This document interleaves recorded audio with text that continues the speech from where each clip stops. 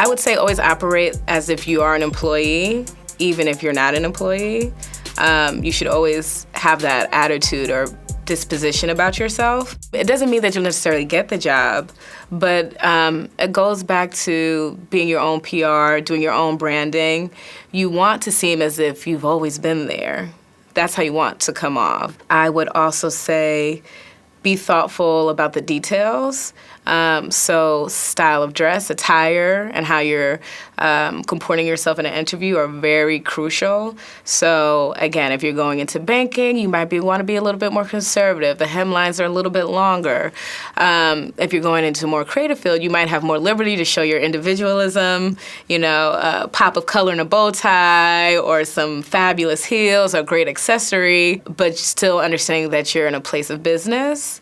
And to make sure, the thinner the fabric, the longer the hemline. If you're showing your leg, don't show your arms and your back as a woman, things like that. When you're sitting in the interview, the nonverbal communication is just as important as the verbal communication, if not more. So even though your resume might look good, if you're walking in and you're slouching, I'm going to make a comment about the fact that you were slouching. It gives off the air of casualness. It comes across as if you don't care. Also things, especially for women, legs, if you're wearing a dress or even if you're not, crossing your legs versus crossing your ankles, being cognizant of that, about how long the hemline is, where it's falling when you're sitting, just practicing. When you put on an outfit, just sit down, have your roommate look at it. Those things matter. And then the nitty-gritty of nonverbal, don't have your arms crossed. Don't cross your arms.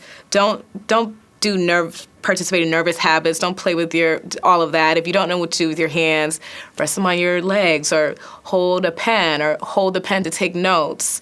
If the person interviewing you is leaning in, you might want to lean in a little bit and kind of mirror their body language. It seems like it doesn't matter, but it matters a great, great deal. Smiling, eye contact, those things matter. I've had people who won't look me in the eyes. I don't want to hire you if you can't look me in my eyes. It's very strange. Things like that. My mother always says something that's on all of my social media accounts is can't should never be in a woman's vocabulary. She raised me that way, and it stuck with me. And I think, unfortunately, even in 2017, we're still combating that thought of the can and the can't as a female in this world. And I want female interns to know that you should always ask questions. You should always be curious. You should always do your own PR. You should always let people know the quality of your work. You should always raise your hand first to take lead on projects and initiatives. You should always speak up. Normally, what you have to say is probably valid and interesting and relevant to the conversation. And to never second guess yourself. I think it's very hard. I think about what my intern said. I think about my struggles as a female. The world still has a lot of adapting and changing to do when it comes to women in the workforce, and I think female interns I just need them to know to be strong, to be resourceful.